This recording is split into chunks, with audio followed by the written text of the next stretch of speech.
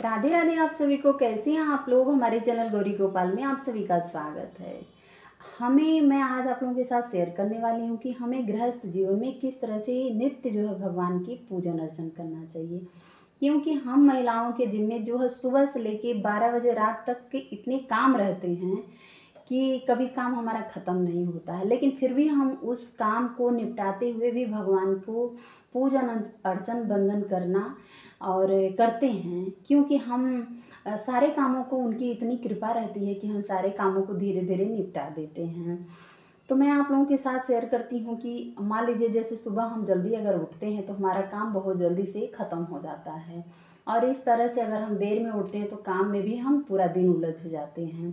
अभी मान लीजिए बच्चे हैं तो बच्चों को टिफ़िन देना है, बच्चों को तैयार करना है, स्कूल भेजना है, हस्बैंड ऑफिस जाते हैं तो उनको टिफ़िन देना। इसके बाद भगवान भी बैठे हैं, वो भी ठुमक ठुमक कर हमारा इंतज़ार कर रहे हैं कि अभी हमको भी स्नान करवाएगी, आएगी। इसके बाद आपको भी चाय है, पानी है, पीना है, स्वच्छ वस्त्र पहनना है, श्रृंगार करना है, स्वच्छ कपड़े पहनना है, तमाम तरह के काम रहते हैं। लेकिन तभी भी भगवान हमारे ऊपर बहुत प्रसन्न रहते हैं। आपको ये कोई प्रतिबंधित नहीं है कि आप सुबह 8 बजे, 7 बजे, 6 बजे ही सूर्योदय से पहले ही पूजन करो, क्योंकि सबसे बड़ा पूजन हमारे बच्चे होते हैं, हमारे हस्बैंड होते हैं, हमारे घर का काम होता है। ये नहीं है कि घर का काम झाड़ू लगा नहीं और आप पूजन करने बैठ गए, तो ये भी गलत होता है। लेकिन हाँ, भगवान जब आप नित्य प्रति भगवान का पूजन करती हैं ना, तो ये समझ लीजिए कि ठाकुर, मैं अग्नि पुराण में पढ़ी हूँ कि ठाकुर जी भी रोने लगते हैं कि हे माँ, आप इतनी कृपा बनाओ कि आपका पुत्र हो कि मैं आपका दुलार प्यार पाऊँ। आप लोगों को विश्वास नहीं होगा कि ये सच है। उनके भी आंसू आ जाते हैं, क्योंकि महिलाएं उस घर की, जिस घर में पूजन अर्चन सुबह करती हैं, वंदन करती हैं, वो घर धन्य होता है, वो माताएं बहुत धन्य होती हैं। लेकिन ये है कि आपका कोई प्रतिबंधित नहीं है कि आप सुबह उठी, नहा ली, नहा करके पूजा ही करना बहुत ज़रूरी होता है, क्योंकि और भी तमाम काम हमारे जिम्मे रहते हैं जिसे हमें निपटाना होता है। घर में झाड़ू नहीं लगेगा तो हम पूजा कैसे करेंगे। बच्चे वैसे भूखे चले जाएंगे तो हमारा पूजा करना ही व्यर्थ है। तो मान लीजिए अगर सुबह बच्चे जा रहे हैं, हस्बैंड जा रहे हैं, तो आप सारा काम रोक दीजिए, पहले स्नान करिए। स्नान करने के बाद आप अपने किचन में जो भी उनको नाश्ता है, टिफ़िन है, भोजन है, जो भी आप है पूरा क्लियर कर दीजिए, ताकि ये टेंशन ना रहे कि हाँ कोई भूखा रह गया है। घर में बड़े बुजुर्ग हैं, उनको चाय पानी दे दीजिए। उनको अगर मान लीजिए नहलाना है तो पानी गर्म करके दे सकते हैं, उनको कपड़े दे सकते हैं। इस तरह से काम करके फिर आप जो है भगवान के पास बैठिए।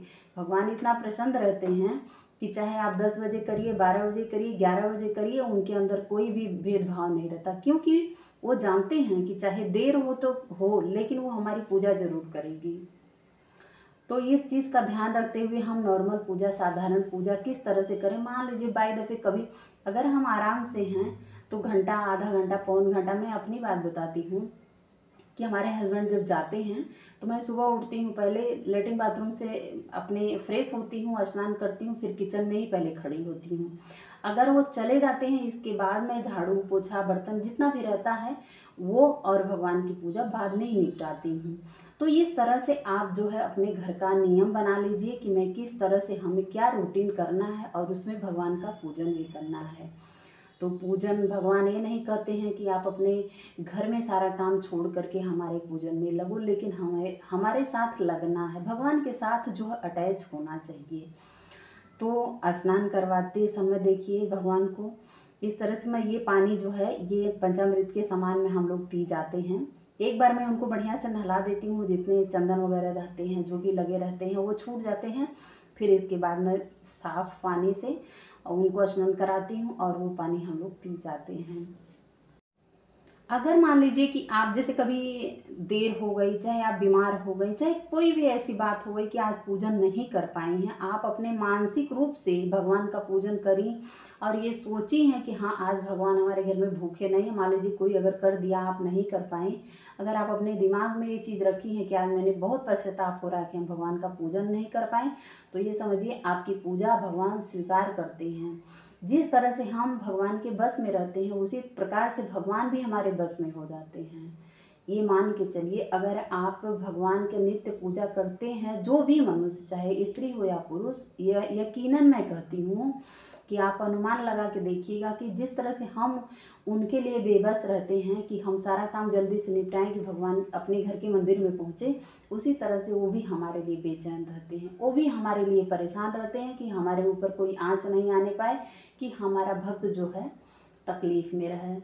तो इस तरह से आप जो है, मैं आप लोगों को एक मंत्र बताती हूँ कि अगर मान लीजिए जल्दी में भगवान को अगर देर हो रही है, आप अपने घर में के मंदिर में गए, पूजा घर के मंदिर में गए, आप अपने बर्तनों को जो है, मैं तो क्या करती हूँ कि कुछ एक्स्ट्रा बर्तन रखी हूँ, जैसे तांबे के लोटे हैं 2-3 है तो उसको साफ़ करके और एक जगह जो है समेट के रख देती हूँ।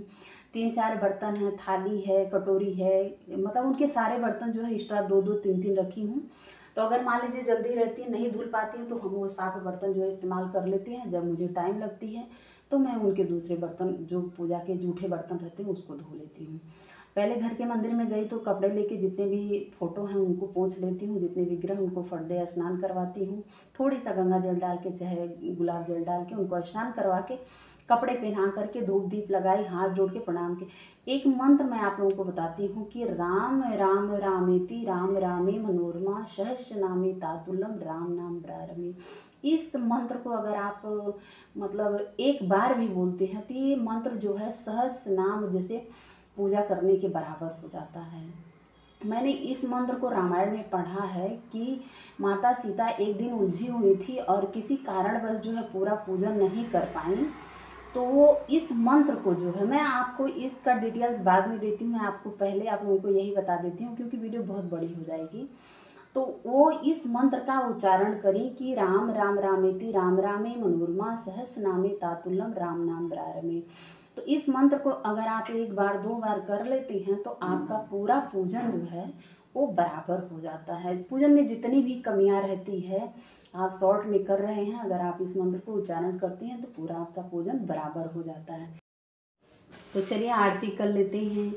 आरती कुंज बिहारी की, श्री गिरिधर कृष्ण मुरारी की, गले में बैजंती माला, बजावे मुरली मधुर बाला, श्रवण में कुंडल झलकाला, नंद के आनंद नंद लाला, नंद के आनंद मोहन वृष चंदन परिमानंदन, राधिका रमण बिहारी की, श्री गिरधर कृष्ण मुरारी की। इस तरह से आप सभी अपने भगवान को जो आरती दिखाएं। मैं 2 दीपक लगाती हूँ प्रतिदिन, एक जो है तिल के तेल का लगाती हूँ और एक जो है एक मुखी दीपक लगाती हूँ गोलबत्ती का, वो हम कान्हा जी को आरती दिखाते हैं। इसके बाद जो मैं सभी भगवान को आरती दिखाती हूँ। तो ये कान्हा जी की पूजा की आप इस तरह से पूजन अर्चन कर सकते हैं। और ये मैं नहीं कहती हूँ कि मैं बहुत अच्छा से करती हूँ या मुझे बहुत जानकारी है, ऐसा कुछ नहीं है। अगर आप लोगों को ये जानकारी हमारी पसंद आए, हमारी वीडियो आप लोगों को पसंद आए तो हमारे चैनल को ज़रूर से ज़रूर सब्सक्राइब करें, लाइक करें, शेयर करें, बेल आइकन के प्रेस को ज़रूर टच करें ताकि जो भी मैं तीज त्यौहार के निमित्त, जो भी भक्ति के निमित्त, पूजा के निमित्त जानकारी प्राप्त करती हूँ आप लोगों तक उसका नोटिफिकेशन ज़रूर जाए और आप लोगों के साथ जो है मैं शेयर करती हूँ। इस तरह से सभी भगवान को आरती दिखाई। मैं सभी भगवान को पहले स्नान करवाने के बाद ही कान्हा जी को स्नान करवाती हूँ क्योंकि इनका श्रृंगार थोड़ी करती हूँ, बहुत ज़्यादा तो नहीं। सबको चंदन लगा देती हूँ, हल्दी कुमकुम लगा देती हूँ, लेकिन इनका थोड़ी सा श्रृंगार करती हूँ तो इसलिए इनको टाइम लगता है। इसके बाद ही मैं जो है भोग और आरती करती हूँ। थैंक